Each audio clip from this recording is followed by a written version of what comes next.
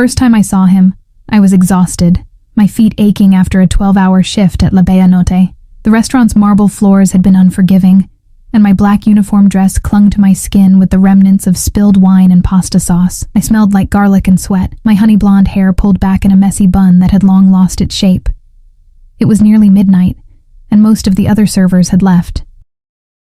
I stayed behind to help Marco, the owner, who had been kind enough to hire me 6 months ago when I'd arrived in Chicago, with nothing but a suitcase and secrets that weighed heavier than any luggage. "Lily, take this to table 9, then you can go," Marco said, sliding a bottle of 30-year-old Macallan across the bar.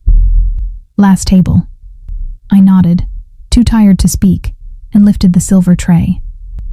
Table 9 was in the private alcove, a section reserved for patrons who didn't want to be seen, the kind who tipped well but whose eyes you avoided meeting. The lighting dimmed as I approached, the plush carpet muffling my footsteps. A hushed conversation ceased the moment I appeared, and that's when I felt it, a shift in the air, like oxygen being pulled from the room. 4 men sat around the table, 3 in dark suits who appeared to be cut from the same cloth. Broad shoulders, vigilant eyes, hands that never strayed far from their jackets. But the 4th man, he was different. He sat with his back to the wall, facing the entrance, a position I'd learned meant power. His suit wasn't just expensive, it was bespoke, molded to his frame like it had been created with him in mind. Charcoal gray against a crisp white shirt, the top button undone as if even fabric didn't dare constrict him. His hair was black as midnight, styled back to reveal a face that seemed carved from stone, all sharp angles and cold perfection. But it was his eyes that made me falter. Dark, bottomless. They fixed on me the moment I entered, tracking my movement with predatory focus, not leering like the businessmen who sometimes patted my backside, but assessing, calculating, like I was a puzzle to solve or territory to map. "You're Macallan, sir," I said, placing the bottle down, careful to keep my hand steady. I felt his gaze burning into my skin as I arranged the glasses, wondering why the air suddenly felt too thick to breathe. "What's your name?" His voice was low, roughened at the edges but cultured, with the faintest trace of an accent I couldn't place. I made the mistake of looking up. Our eyes met, and something electric shot through me, a warning flare from every cell in my body. "Lily," I answered, my voice smaller than I intended. His lips curved, not quite a smile. "Lily," he repeated, as if tasting the word. "Like the flower." I nodded, wanting nothing more than to retreat, to escape those eyes that seemed to see right through me. "Sir, would you like me to pour?" I asked, desperate to end this interaction. He leaned back slightly. "Please."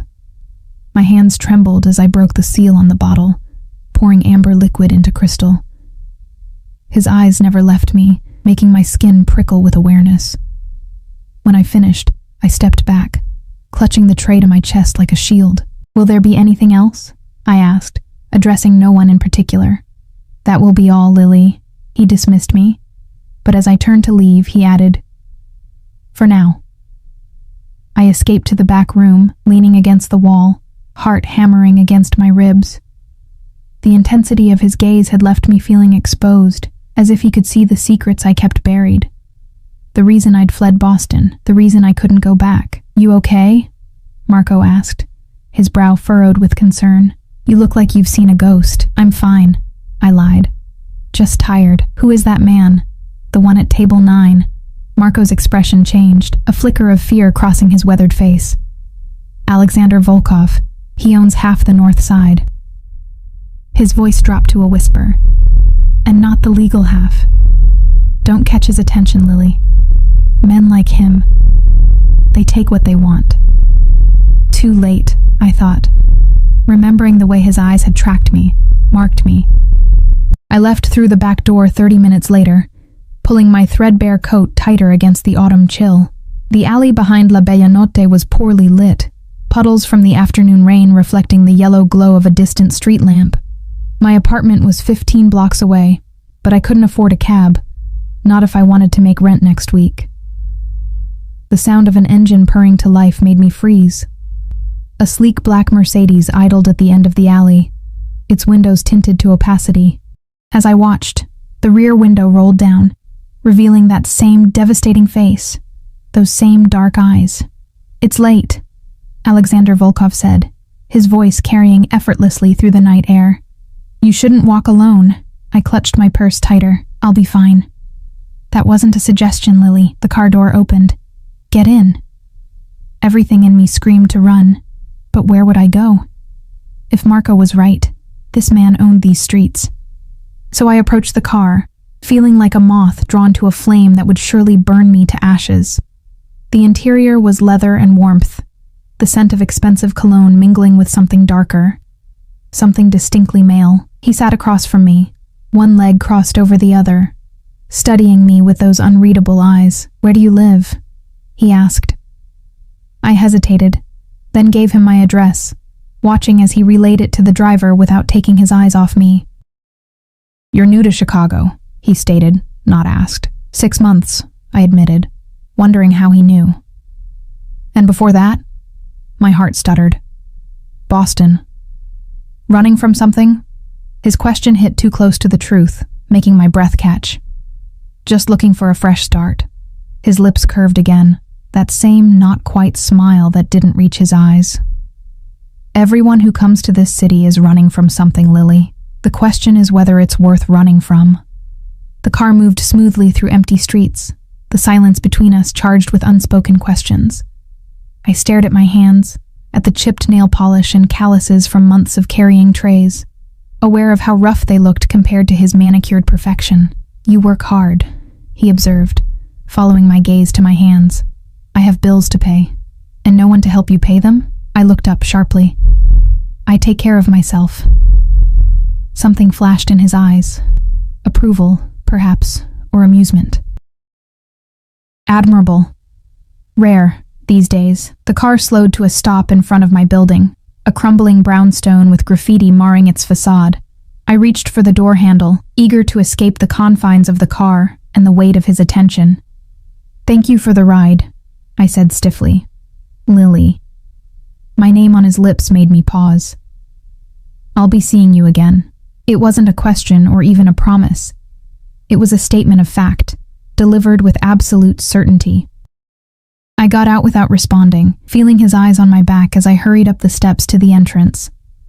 Only when I was inside, with the door locked behind me, did I allow myself to breathe. That night, I dreamt of dark eyes and hands that could either protect or destroy. I woke sweating, tangled in cheap sheets, with the certainty that something had irrevocably changed. I was right. The next morning, a package waited outside my door. No card, no note, just an elegant box tied with a black ribbon. Inside, nestled in tissue paper, lay a lily pendant on a silver chain, a perfect, delicate flower, captured in white gold and diamonds. A chill ran down my spine. He knew where I lived. He knew my name. And somehow, in the span of one brief encounter, I had caught the attention of a man who, according to Marco, took what he wanted.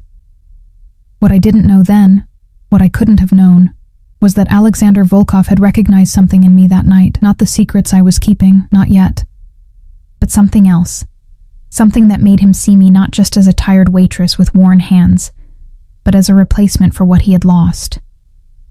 And that realization would change everything. 3 days passed without incident. No more gifts appeared at my door, no black Mercedes waited in the alley. I began to believe that perhaps I had imagined the intensity of our encounter, that Alexander Volkov had forgotten me as quickly as he had noticed me. Until Friday night. La Belle Notte was packed, a private event taking over the main dining room. I moved between tables with practiced efficiency, smiling mechanically at guests who barely registered my existence. My feet ached, my lower back burned, but I kept moving.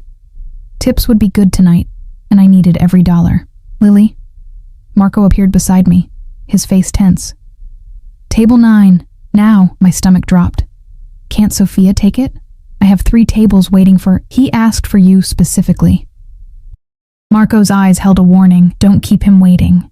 I handed my tray to another server and made my way to the alcove, each step heavier than the last. The pendant he had given me hung around my neck, hidden beneath my uniform. I hadn't wanted to wear it, but something told me it would be dangerous to reject his gift. He sat alone this time, no associates surrounding him. A single glass of amber liquid sat untouched before him, and his eyes found mine the moment I entered, as if he had been waiting, counting the seconds until I appeared. "Mr. Volkov," I said, keeping my voice professional, distant. "Alexander," he corrected, the hint of accent curling around the syllables. "Sit, Lily." It wasn't a request. I glanced around nervously. "I'm working." "Not anymore. Not tonight." He gestured to the chair opposite him. "Marco understands." The implication was clear. Marco had no choice but to agree. Neither did I. I sat, perching on the edge of the chair, ready to flee though I knew there was nowhere to run. "You're wearing it," he said, his eyes dropping to my collar where the chain disappeared beneath the fabric. My hand instinctively rose to my throat. "How did you—" "Your posture changed when you came in. Your hand kept drifting to your neck. You're aware of its weight." His observation was precise, leaving no room for denial. I said nothing, unnerved by his scrutiny. "Why did you accept it?" The question caught me off guard. I didn't want to be rude." A low chuckle escaped him, the sound oddly warm for such a cold man. "You're afraid of me." "Should I be?" His eyes darkened. "Yes," he said simply, "but not for the reasons you think." Before I could ask what he meant, he reached across the table, his fingers brushing my cheek. I flinched, unable to help myself. "Someone hurt you," he observed, his voice hardening. "In Boston." I pulled back, panic fluttering in my chest. I should get back to work. "Tell me his name." There was danger in his tone now, a promise of violence that made my blood run cold. "It doesn't matter. It's in the past." I stood, needing distance. "Please, I need this job. I can't—" "Sit down, Lily." Again, not a request. "You misunderstand. Your job is not at risk." Reluctantly, I sank back into the chair. "In fact," he continued, "I have a proposition for you. One that would solve your financial concerns." "I'm not that kind of waitress," I said sharply. For a moment, he looked genuinely surprised, then something like respect flashed in his eyes. "I'm not offering to pay you for sex, Lily. I'm offering you a job. I have a job. One that has you living in a building with broken security and walking home alone at night." His jaw tightened. "I need a personal assistant, someone discreet, hardworking, someone who understands the value of loyalty." I stared at him, disbelief warring with suspicion. "Why me? You don't know anything about me." "I know more than you think." He leaned forward, his voice dropping. "I know you're 26 years old.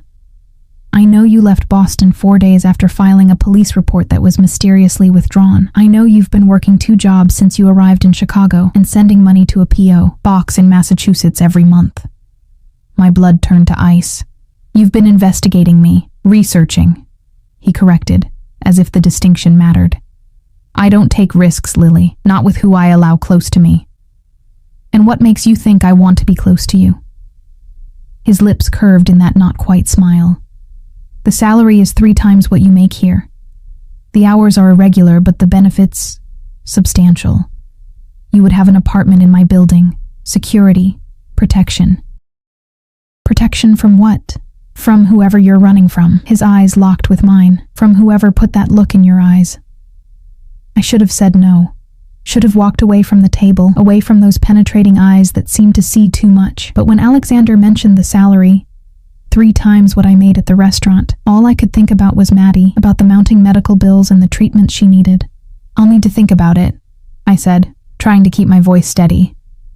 He reached into his jacket and produced a business card. Thick, cream-colored stock, with only a phone number embossed in black. "You have until tomorrow night." He placed it on the table between us, then stood. "I don't like to be kept waiting, Lily." I watched him leave, his movements fluid and controlled, like a predator confident in its territory. Only when he was gone did I realize I had been holding my breath. Marco appeared at my side almost immediately. "What did he want?" he asked, his voice hushed, fearful. "He offered me a job," I said, still staring at the door Alexander had disappeared through. Marco's face paled. "What kind of job?" His assistant. Relief washed over Marco's features. That's not what I expected. He hesitated. But Lily, men like Volkov, they don't separate business from pleasure. If he wants you as his assistant, he wants you in other ways too. I knew Marco was right. The way Alexander looked at me wasn't purely professional. There was hunger there, a possessiveness that both terrified and, if I was honest with myself, thrilled me. But I couldn't afford to be thrilled. Not with everything at stake. I haven't said yes, I told Marco, tucking the card into my pocket. But even as I said it, I knew what my answer would be. For Maddie, I would do anything. Even make a deal with the devil. I finished my shift in a daze, mechanically serving drinks and collecting plates, all while feeling the weight of the business card in my pocket. By the time I left, the night air had turned bitter with cold, a reminder that winter was coming. Winter meant higher heating bills, more medicine for Maddie's weak lungs, expenses I could barely cover with 2 jobs. The walk home seemed longer than usual, shadows stretching from alleyways like fingers. Twice, I thought I heard footsteps behind me, but when I turned, there was only emptiness. Still, I couldn't shake the feeling of being watched. My apartment was cold and dark, the ancient radiator making more noise than heat. I turned on the single lamp beside my bed, its weak glow doing little to dispel the gloom. Then I took out the business card, running my thumb over the raised numbers, feeling the quality of the paper. 3 times my salary. An apartment with security. Protection. I picked up my phone and dialed the number I called every Thursday night. Hello? The voice on the other end was thin, fragile. Hi, Mrs. Peterson. It's Lily. How is she today? There was a pause, the sound of movement. She asked for you again. Wanted to know when you're coming home. My heart constricted. Can I talk to her? She's sleeping now. The new medication makes her drowsy. Mrs. Peterson's voice dropped. Lily. The doctor called. They're recommending a specialist in Chicago, actually. But the cost... How much? I asked, already knowing I couldn't afford it. When she told me the figure, I closed my eyes, despair washing over me. It was impossible. Unless... I'll figure it out, I promised. Tell Maddie I'll call again on Sunday. After hanging up, I sat on my bed, staring at Alexander's card. Then, with shaking fingers, I dialed. He answered on the first ring. You've decided. Not a question. As if he had been expecting my call, waiting for it. Yes, I said, the word catching in my throat. I accept your offer. Good. I could hear the satisfaction in his voice. Be ready at noon tomorrow. Someone will come for you. What should I bring? Nothing. Everything will be provided. The call ended abruptly, leaving me with the realization of what I had just done. I had agreed to work for a man I barely knew. A man who, by all accounts, was dangerous. A man who had investigated me, who seemed to know about my past. But not everything, I reassured myself. He couldn't know everything. Sleep eluded me that night. I tossed and turned, haunted by dark eyes and the phantom sensation of fingers brushing my cheek. When dawn finally broke, I was already awake, watching the pale light seep through my threadbare curtains. At exactly noon, a knock came at my door. I opened it to find a tall, broad-shouldered man in a suit, his expression impassive. Miss Lily Chen? He asked, his voice surprisingly gentle for someone so imposing. I nodded, clutching my small bag. Despite Alexander's instructions to bring nothing, I couldn't leave behind the few precious items I owned. The photograph of Maddie, the locket from my mother, and the envelope containing what little savings I had managed to accumulate. I'm Dmitri. Mr. Volkov sent me to escort you. He eyed my bag but said nothing, instead gesturing toward the stairs. The car is waiting. And it wasn't the Mercedes from before, but a sleek black SUV, its windows tinted against prying eyes. Dmitri opened the rear door for me, and I slid in, half expecting to find Alexander inside. But the car was empty save for the driver, a young man who nodded to me in the rearview mirror. We drove in silence, leaving my neighborhood behind, traveling deeper into the city's affluent north side. The buildings grew taller, cleaner, the streets wider and better maintained. Finally, we We pulled up in front of a towering glass structure that gleamed in the midday sun. "Monarch Tower," Dmitri said, noticing my awe. "Mr. Volkov owns the top 10 floors." The lobby was all marble and crystal, with a security desk manned by 2 men who looked more like soldiers than doormen. They nodded respectfully to Dmitri as he led me to a private elevator at the back of the lobby, accessible only with a key card. "Your new home," Dmitri said, as the elevator ascended silently, "is on the 48th floor. Mr. Volkov resides in the penthouse, floors 50 through 52. The elevator opened directly into a hallway with only 2 doors. Dmitri led me to the one on the left, unlocking it with a key card which he then handed to me. "This is yours now," he said. "Mr. Volkov will see you at 6 o'clock tonight, on the 51st floor. I'll come for you at 5:45. Then he was gone, leaving me alone in what could only be described as a dream apartment.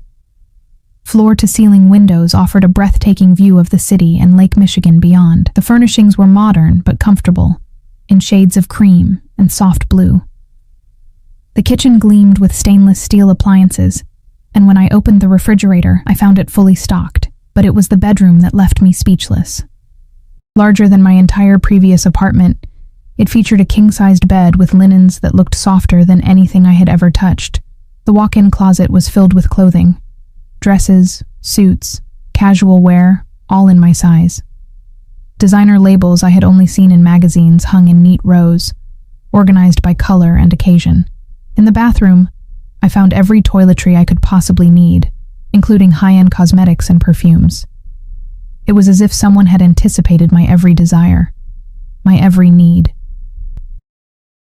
Or as if someone had studied me very carefully. The thought sent a chill down my spine.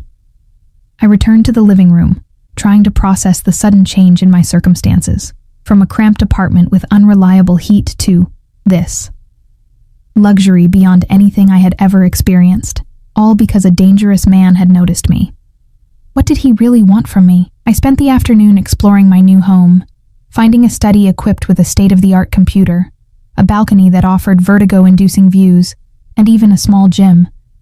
Everything was perfect, pristine, too perfect. At precisely 5:45, a knock came at my door. Dmitri stood waiting, his expression as unreadable as before. "Mr. Volkov is expecting you," he said. I had chosen one of the simpler outfits from the closet, a charcoal gray pencil skirt and ivory blouse, with low heels that were comfortable enough to run in if necessary. My hair was pulled back into a neat bun, my makeup minimal. I wanted to look professional, not like someone trying too hard to impress.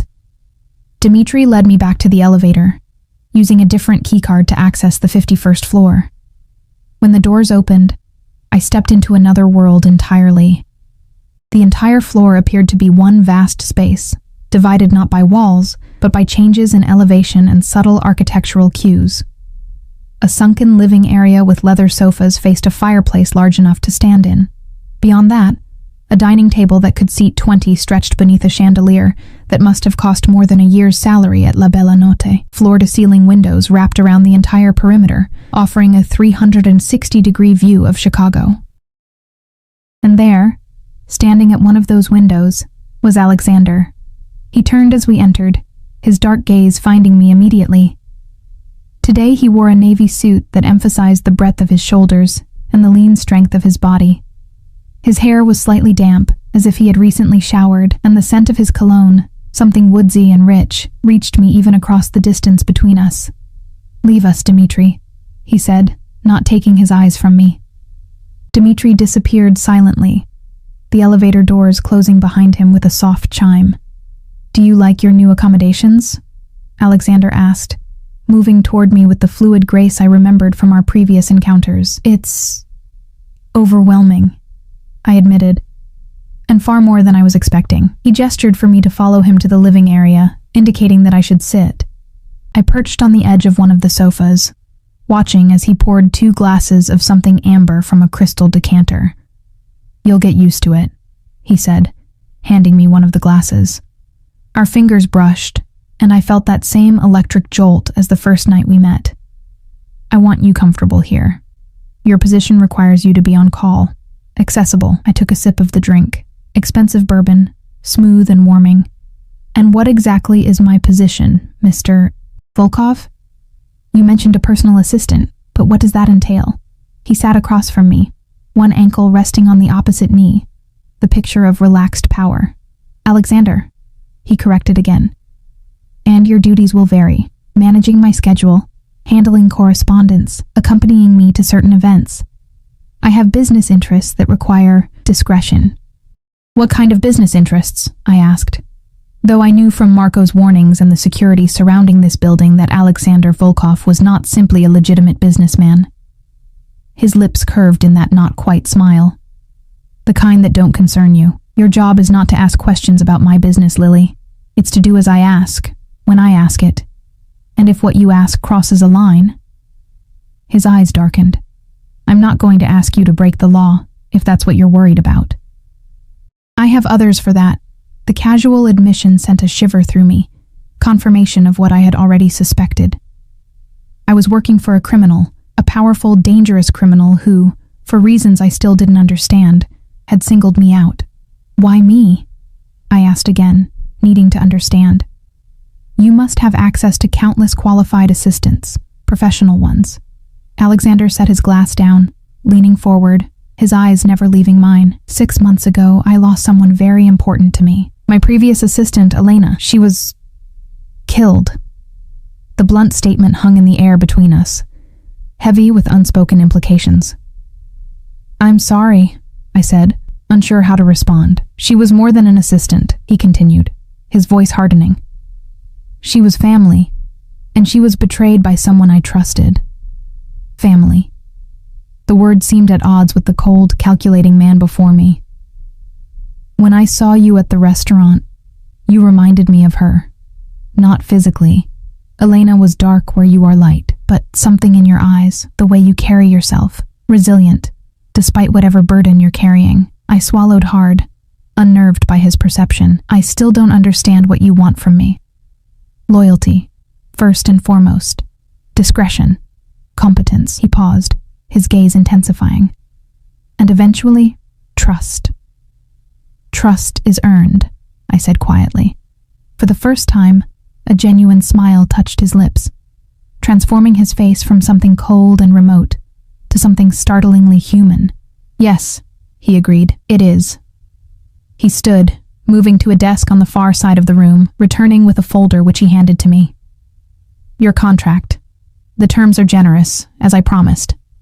Read it carefully. I opened the folder, scanning the document inside. The salary made my breath catch, not 3 times what I made at La Bella Notte, but 5 times. Plus benefits, including health insurance that would cover dependents with pre-existing conditions. My heart stuttered. Did he know about Maddie? The insurance. I said carefully. It mentions dependents. Do you have a dependent, Lily? He asked. Watching my reaction closely, I hesitated, torn between the need for secrecy and the desperate hope that this could be the solution to Maddie's medical needs. My sister, I finally admitted. She's sick. That's why I send money to Massachusetts every month. Something like satisfaction flickered in his eyes, as if I had confirmed a suspicion.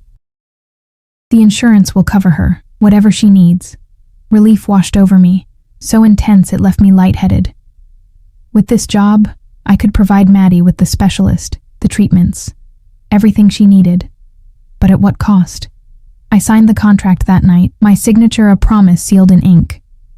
As Alexander watched me, his dark eyes gleaming with satisfaction, I felt a strange mix of relief and trepidation. I had solved one problem, Maddie's care. But had I created another? You start tomorrow, Alexander said, taking the signed document. Dmitri will brief you on security protocols, and my current assistant, Irina, will handle the transition. Current assistant? I asked, surprised he hadn't mentioned another assistant before. Irina is temporary. She handles the business side only. His gaze lingered on my face. You will have different responsibilities. The way he said it sent a shiver down my spine, not entirely from fear. I assume one responsibility is attending dinner, I said, gesturing to the elegant dining table where 2 places had been set. A hint of amusement touched his lips. Perceptive. Yes, I thought we should discuss your duties over a meal. He moved toward the table, pulling out a chair for me.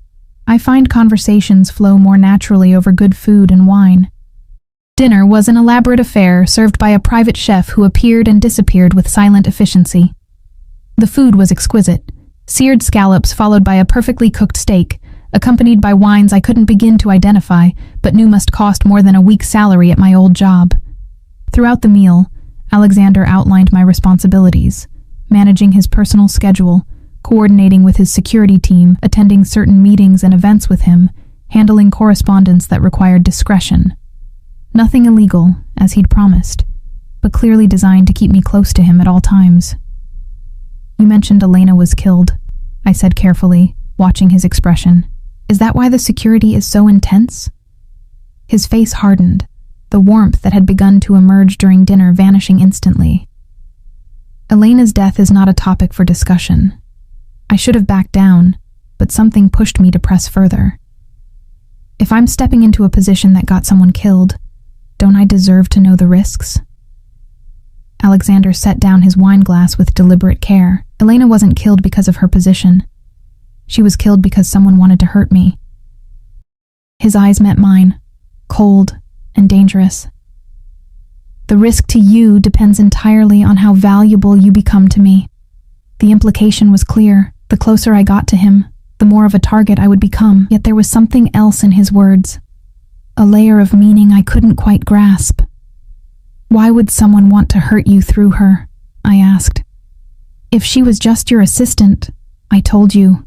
She was family. His voice was sharp enough to cut. My cousin. The only family I had left after my parents died. The revelation stunned me into silence. This dangerous man, this apparent criminal, had lost someone he loved, and now he had hired me because I somehow reminded him of her. The knowledge shifted something in my understanding of him, added a dimension I hadn't expected. Grief, loss, humanity beneath the cold exterior. I'm sorry, I said softly. I didn't mean to pry. His expression softened fractionally.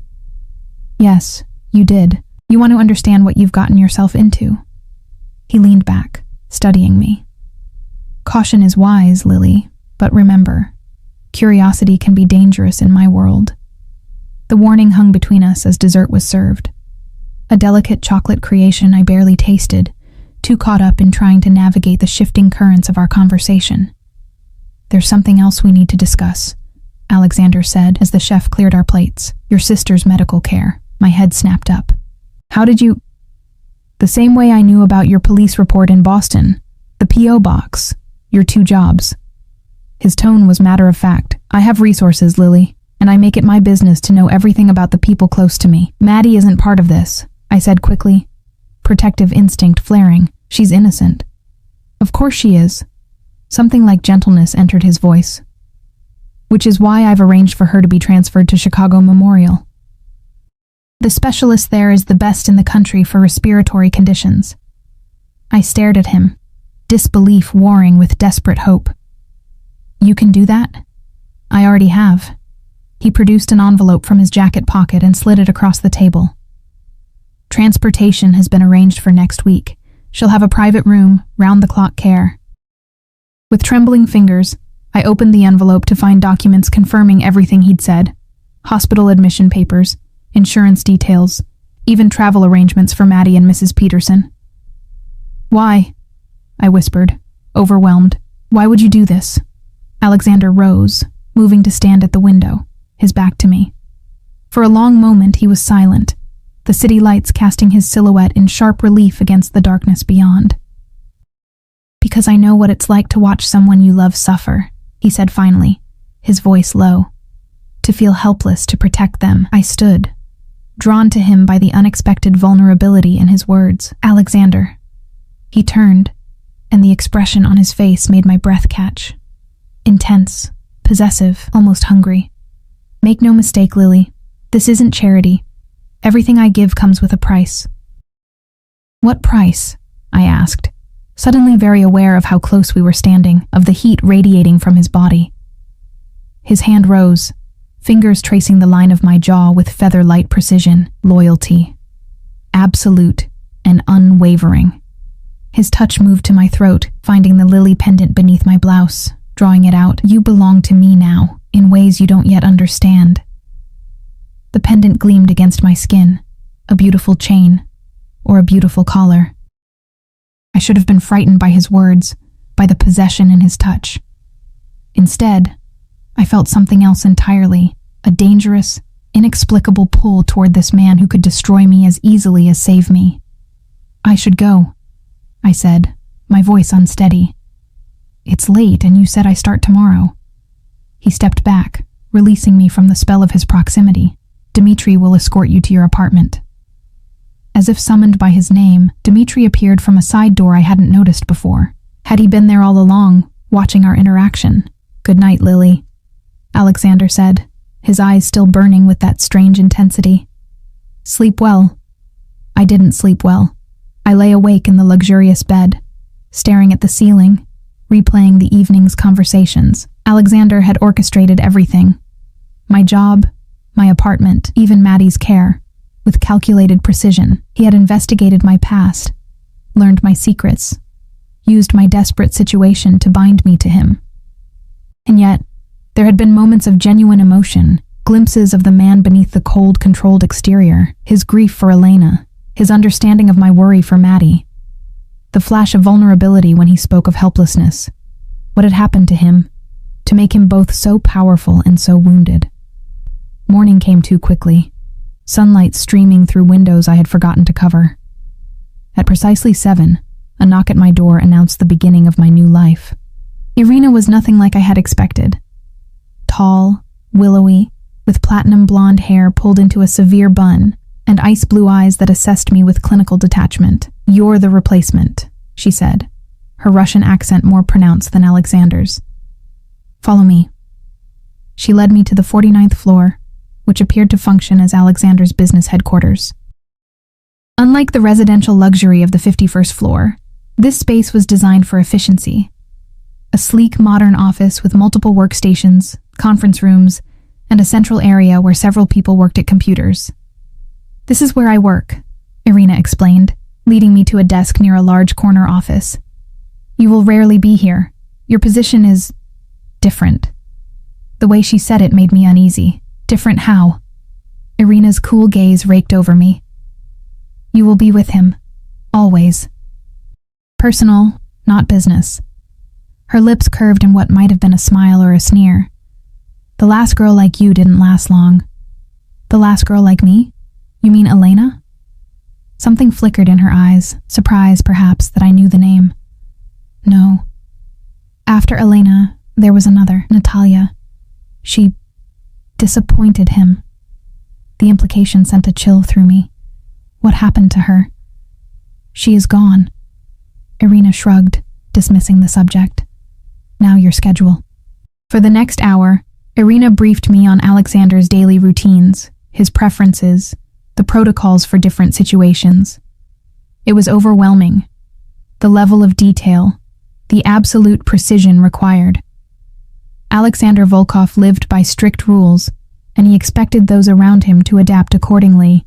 "He doesn't like to be kept waiting," Irina said, echoing Alexander's words from our first meeting. "He doesn't like surprises. He doesn't like questions about his business.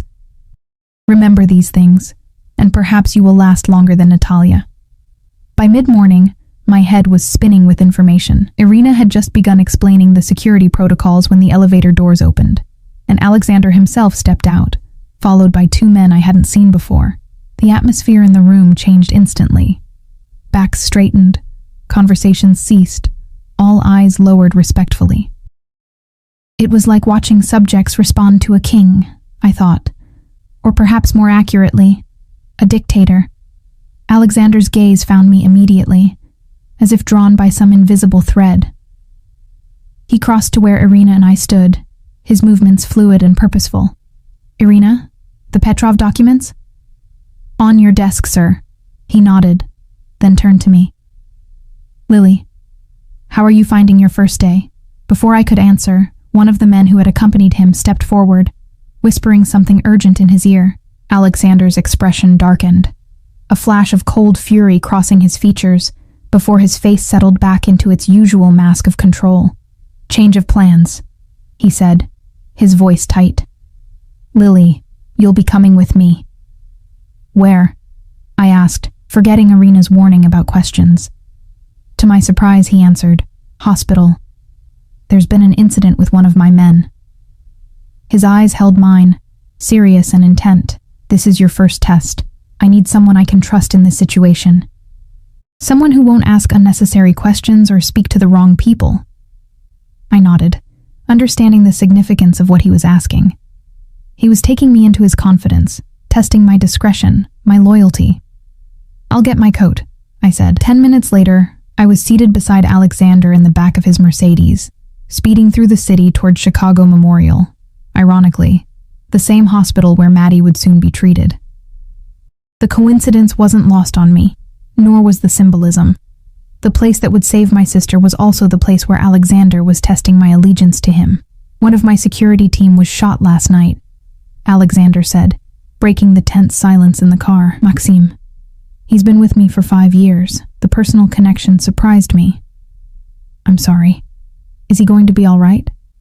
"The doctors say his condition is critical but stable." His jaw tightened. He was off duty. Walking home from a bar, 2 men approached him, asked for a cigarette, then shot him twice in the chest. "A robbery?" I asked, though I suspected it wasn't that simple.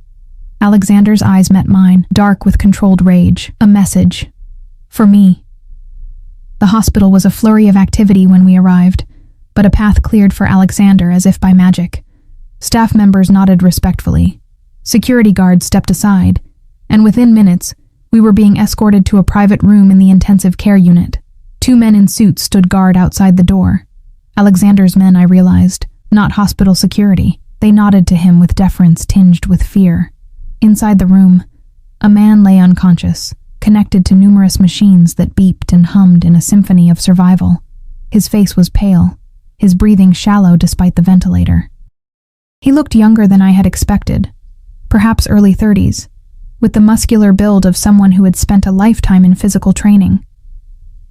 Alexander moved to the bedside, his expression softening as he looked down at his injured man. Gently, almost tenderly, he placed a hand on Maxime's shoulder. "Find who did this," he said, his voice barely above a whisper but filled with lethal promise. "Find them and bring them to me. Alive." I realized he was speaking to someone behind us, another of his men who had entered silently, while my attention was on Maxime. "Yes, sir," the man responded, then disappeared as quickly as he had come. Alexander stayed by the bedside for several minutes, speaking softly in Russian, words I couldn't understand but whose meaning was clear in his tone. Comfort, reassurance, promise. It was another glimpse of the man beneath the ruthless exterior, the man who cared for those loyal to him, who inspired such devotion that his men would stand guard outside a hospital room, despite their own vulnerability. As we left the hospital, I found myself studying Alexander's profile, trying to reconcile these contradictions. The man who threatened and possessed, who spoke of loyalty as if it were a commodity to be bought, yet who showed such genuine concern for those he considered his own. "You're staring, Lily," he said, not turning to look at me. "I'm trying to understand you," I admitted.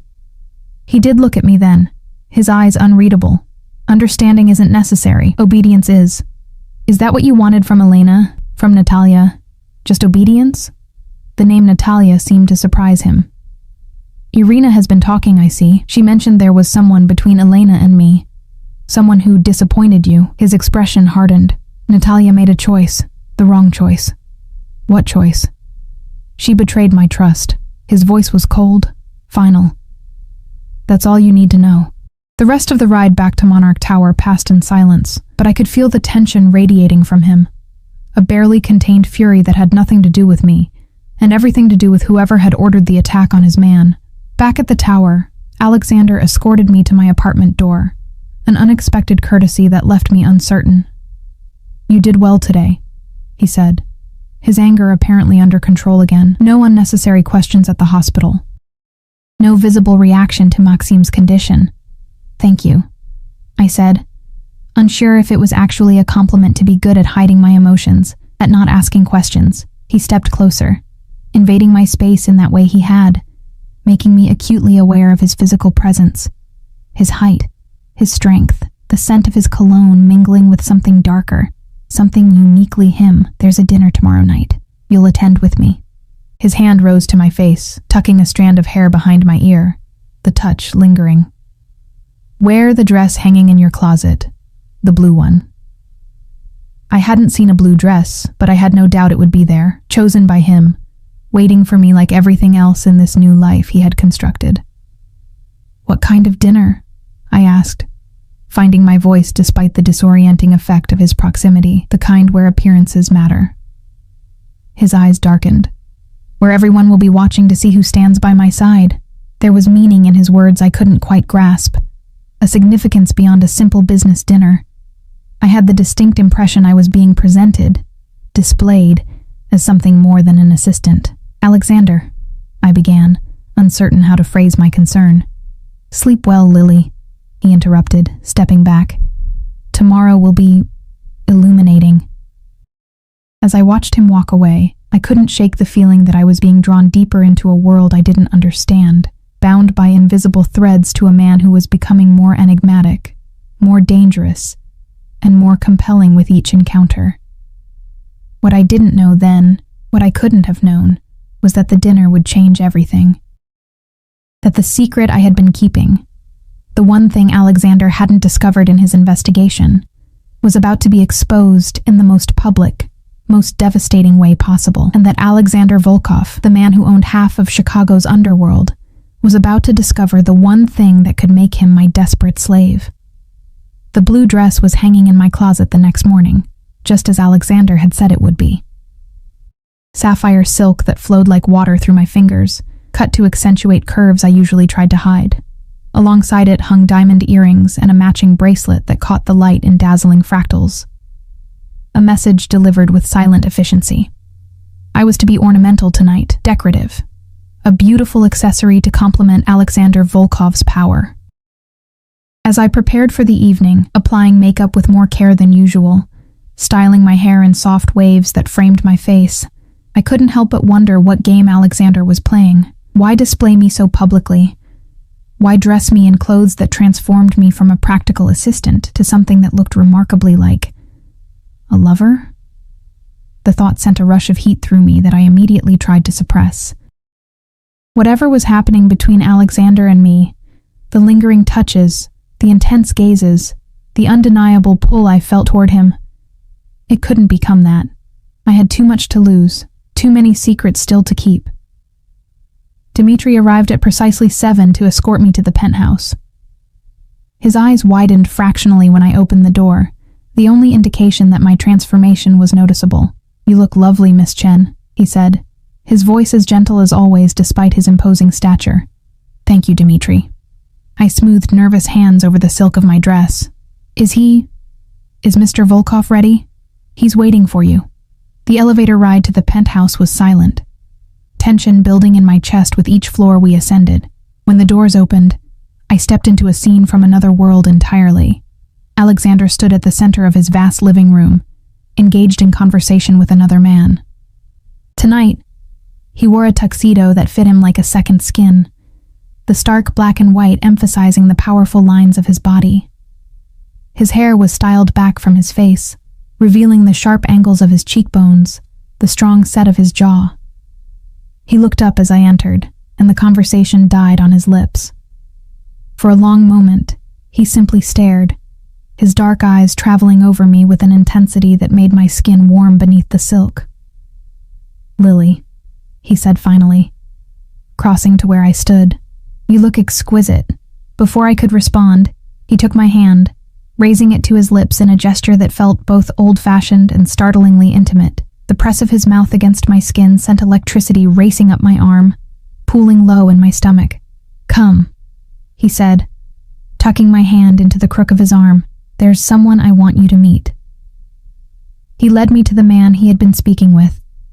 Tall, silver-haired, with the confident bearing of someone accustomed to power. "Victor, this is Lily Chen." "Lily, Victor Petrov, an old friend and business associate." Victor took my hand, his grip firm, his pale blue eyes assessing me with unsettling thoroughness. "A pleasure, Miss Chen. I've heard a great deal about you." I blinked in surprise. "You have?" A smile curved his thin lips. "Alexander rarely takes an interest in anyone. When he does, people notice." There was something in his tone that set off warning bells in my mind, a subtle insinuation, perhaps, or a veiled threat. I glanced at Alexander, but his expression revealed nothing. "Victor owns several clubs downtown," Alexander explained, his hand settling at the small of my back, warm and possessive, "and has other interests that occasionally align with mine." The euphemism wasn't lost on me. Victor Petrov was likely another criminal, perhaps even a rival to Alexander. "I should check on our transportation," Victor said, his gaze moving between Alexander and me with keen interest. "I'll see you both at the club." When he was gone, I turned to Alexander. What did he mean? He's heard a great deal about me. I've only worked for you for 2 days. Alexander's lips curved in that not-quite smile. Word travels fast in our circles, Lily, especially when someone like me suddenly appears with a beautiful woman at his side. "Is that what this is about?" I asked, gesturing to the dress, the jewelry. "You're presenting me as your, what? Girlfriend? Mistress?" His eyes darkened. Would that be so terrible? The question caught me off guard, the sudden intensity in his gaze making my heart stutter. "It would be a lie," I said finally. "Would it?" He stepped closer, one hand rising to cup my face, his thumb brushing lightly across my lower lip. "There's something between us, Lily, something you feel as strongly as I do." I couldn't deny it. The electricity that crackled between us whenever we were near, the way my body responded to his slightest touch. But I also couldn't afford to acknowledge it, not with so much at stake. "I work for you," I said, trying to keep my voice steady. "That's all this is." He studied me for a long moment, his expression unreadable. "For now," he said finally, stepping back. "Come. We don't want to be late." The club was in the heart of downtown, a sleek, exclusive establishment with a line stretching down the block. We bypassed it entirely, Alexander's hand guiding me through a private entrance where more suited men nodded respectfully as we passed. Inside, the club pulsed with energy, dim lighting, throbbing music, beautiful people moving like shadows through the haze. But we didn't join the crowd on the main floor. Instead, Alexander led me up a spiral staircase to a mezzanine level, where private booths overlooked the dance floor below. Victor Petrov was already seated in one of these booths, along with several other men and women who watched our approach with undisguised curiosity. They rose as Alexander neared, a gesture of respect that reinforced what I already knew. In this world, he was royalty. "Alexander," one of the men said, stepping forward to clasp Alexander's hand. "It's been too long. Mikhail." Alexander's greeting was cool, but not unfriendly. "You remember my offer?" The man, Mikhail, nodded, his eyes darting to me. "We can discuss it later. Aren't you going to introduce your lovely companion?" Alexander's arm slid around my waist, drawing me closer to his side. "Lily Chen, my personal assistant." The way he emphasized personal left little doubt about the implication. Around the table, I saw eyebrows raise, glances exchanged. "Assistant," Mikhail repeated, a knowing smile playing at his lips. "Of course." We took our seats, Alexander positioning me beside him, his hand resting casually on my thigh beneath the table. The gesture was proprietary, intimate, a silent declaration to everyone present. This woman is mine. I should have been offended, should have pulled away. Instead, I found myself leaning slightly into his touch, drawn by the heat of his body and the strange security I felt in his presence. The evening progressed in a blur of drinks, hushed conversations, and meaningful glances I couldn't quite interpret. I said little. Understanding my role was to observe, not participate. Alexander, meanwhile, moved through these social waters with predatory grace, his charm deployed like a weapon when needed, his authority unquestioned. "Dance with me," he said suddenly, rising and extending his hand to me. It wasn't a request, but a command, delivered in front of his peers. To refuse would undermine whatever image he was cultivating, so I placed my hand in his, allowing him to lead me to a small dance floor adjacent to the private booths. The music had shifted to something slower, more sensual. Alexander pulled me against him, one hand at my waist, the other clasping mine, our bodies close enough that I could feel the steady beat of his heart. "You're quiet tonight," he observed, his voice low in my ear. "I'm trying to understand what's happening," I admitted. "Why you brought me here. Why you're presenting me as something more than your assistant." His hand tightened slightly at my waist. "Perhaps because I want you to be more than my assistant." The admission hung between us, startling in its directness. I looked up at him, searching his face for some hint of manipulation, some sign that this was just another move in whatever game he was playing. What I saw instead sent a shiver through me. Naked desire, unguarded for once, burning in those dark eyes. "Alexander, I can't. Can't? Or won't?" His thumb traced circles against my lower back, the touch sending heat spiraling through me despite the layers of silk and skin between us. "Both," I whispered. "You don't know everything about me. There are things you're afraid would change how I see you?"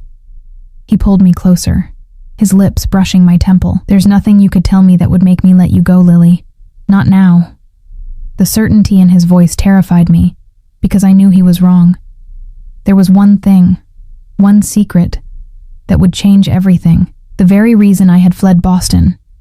The reason I needed money for Maddie. The reason I woke gasping from nightmares. We continued to dance, my thoughts spinning in frantic circles. I was being drawn deeper into Alexander's world, into his arms, with each passing moment. And somewhere in the city, arrangements were already being made to bring Maddie to Chicago, to bring her into his orbit as well. I needed to pull back, to establish boundaries, to remember why I had taken this job in the first place. Survival, not romance. Especially not romance with a dangerous man who thought he owned me. The dance ended, and Alexander led me back to the booth. As we approached, I noticed a new addition to the group, a man with sandy blonde hair and cold blue eyes who was watching our approach with particular interest. "Alexander Volkov," the man said, rising. "Still picking up strays, I see." The atmosphere around the table instantly tensed, Victor and Mikhail exchanging alarmed glances. Alexander's body went rigid beside me, his hand tightening on mine to the point of pain. "Callum Davies," Alexander replied, his voice glacial. "I wasn't aware they had released you from prison." The man, Callum, smiled, but it didn't reach his eyes. "Good behavior. Though I hear the same can't be said for your cousin. Such a tragedy about Elena." The provocation was deliberate, designed to wound. I felt Alexander's rage like a physical force radiating from him, controlled but lethal. "You should leave," Alexander said, each word precise and dangerous. "Before I forget we're in public." Callum's gaze shifted to me, a slow, insulting perusal that made my skin crawl. "Aren't you going to introduce me to your new plaything?" "That's enough, Davies," Victor interrupted, standing. "This is my establishment and you weren't invited." "Just paying my respects," Callum said, his eyes never leaving me, and satisfying my curiosity about the woman who's replaced poor Elena. "And what was the other one? Natalia?" Something in the way he said Natalia's name, a particular emphasis, a knowing glance, made ice form in my stomach. This man knew something about the woman who had disappointed Alexander, the one Irina had said was gone. "Curiosity can be dangerous," Alexander said, echoing his warning to me from the night before. "Especially for someone in your position." Callum laughed, a harsh sound devoid of humor. "My position is stronger than you think, Volkov. Things have changed while you've been mourning your cousin and collecting new companions." With that, he turned and walked away, leaving a charged silence in his wake. "Who was that?" I asked quietly, as we watched him disappear into the crowd below. "An enemy," Alexander said simply, his expression cold and closed again. "One who just made a grave mistake." The remainder of the evening passed in tense conversation, the earlier playful atmosphere shattered by Callum's appearance. Alexander remained by my side, his body language protective, possessive, but his attention was clearly elsewhere. Calculating, planning, perhaps even plotting revenge. It was nearly midnight when we finally left the club, sliding into the back of Alexander's waiting Mercedes. As soon as the door closed behind us, he pulled out his phone, dialing a number with sharp, angry movements. "Find out how Davies got into the club," he ordered whoever answered. "And I want to know where he's staying, who he's meeting with, everything." A pause. "No. He threatened what's mine. This ends now." He ended the call, turning to me with eyes that burned with barely contained fury. "I'm sorry you had to witness that. Who is he really?" I asked. What did he mean about Elena? Alexander's jaw tightened. "Callum Davies worked for me once. Before he betrayed me to a rival organization. Before he trailed off, pain flashing across his features. Before he gave them information that led to Elena's death, the admission stunned me. He's responsible for her murder? He provided the information that made it possible." Alexander's hands clenched into fists. "And now he's back in Chicago, making threats, watching you." "Me? Why would he care about me?" Alexander turned to me, his gaze intense, almost fierce. "Because he knows what you are to me. Or what you're becoming." "And what is that?" I whispered, afraid of the answer yet needing to hear it. He reached out, his hand cupping my face with surprising gentleness. "Everything, Lily. You're becoming everything." The words hung between us, heavy with meaning I wasn't ready to face. Before I could respond, Alexander leaned forward, his lips meeting mine in a kiss that started gentle but quickly blazed into something more, hungry, demanding, possessive. His hand slid to the back of my neck, pulling me closer as his mouth claimed mine with a desperation that matched the turmoil in my own heart. I should have pulled away, should have reminded him, and myself, of the professional boundaries between us. Instead, I found myself responding with equal fervor, my hands gripping the lapels of his tuxedo, my body arching toward his as if drawn by some primal magnetism.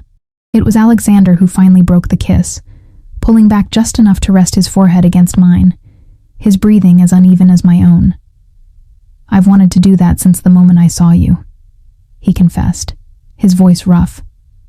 Standing in that restaurant, exhausted but unbowed, with eyes that held secrets and strength in equal measure. "This complicates everything," I said, trying to hold on to rationality even as my body hummed with the aftermath of his kiss. "Life is complicated, Lily." His thumb traced my lower lip, swollen from his kiss. "But some things are simple. You're mine now, to protect, to cherish, to possess." The possessiveness in his words should have repelled me. Instead, it sent a shiver of something dangerously close to desire racing down my spine. In the short time I had known him, Alexander Volkov had become a force in my life. Dangerous, yes, but also compelling, addictive. He had given me security, hope for Maddie, and a sense of belonging I hadn't felt since fleeing Boston. But at what cost? The car pulled up to Monarch Tower, and Alexander escorted me to my apartment in silence. His hand at the small of my back, the heat of his touch burning through the thin silk of my dress. At my door, he paused, his eyes searching mine. "I want you to come to Moscow with me. Next week. There's business I need to attend to, and I want you by my side." The request, command, took me by surprise. "Moscow? But Maddie will be arriving. She'll be safe at the hospital. We'll only be gone 3 days. His hand brushed my cheek. "Say yes, Lily. 3 days in Moscow, with Alexander. Away from Chicago, from the complicated web I was becoming entangled in." It should have been an easy decision to refuse. "Yes," I heard myself say instead, the words slipping out before I could reconsider. Satisfaction flickered in his eyes. He leaned down, pressing a brief, burning kiss to my lips. "Good night, Lily. Dream of me." As I watched him walk away, I realized with startling clarity that I was falling for Alexander Volkov, the man who had bought my loyalty, who had claimed me as his possession, who lived in a world of violence and power I still didn't fully understand. And I had 3 days before Maddie arrived, before we left for Moscow, to decide if I could trust him with my final, most dangerous secret. The secret that could turn everything between us to ash, or the one that could make this dangerous, powerful man my desperate slave. The week before our departure for Moscow passed in a blur of preparations and mounting tension. By day, I shadowed Alexander through meetings and phone calls, learning the intricacies of his legitimate businesses, while carefully avoiding questions about his other enterprises. By night, I lay awake in my luxurious apartment, torn between anticipation and dread. Anticipation of Maddie's arrival, dread of the moment when my two worlds would inevitably collide. Alexander and I existed in a strange limbo after that kiss in the car. He didn't press for more, but his touches lingered. His gaze followed me with undisguised hunger, and the air between us crackled with unresolved electricity. We were circling each other, both aware that once we crossed that final line, there would be no going back. 3 days before our scheduled departure for Moscow, my phone rang at midnight. The hospital. Maddie had arrived early. I dressed hastily, my hands trembling with a mixture of excitement and fear. After 6 months of separation, I was finally going to see my sister again, my fragile, innocent sister who knew nothing of Alexander Volkov or the web I had entangled myself in. As I emerged from my apartment, I found Dmitri waiting in the hallway.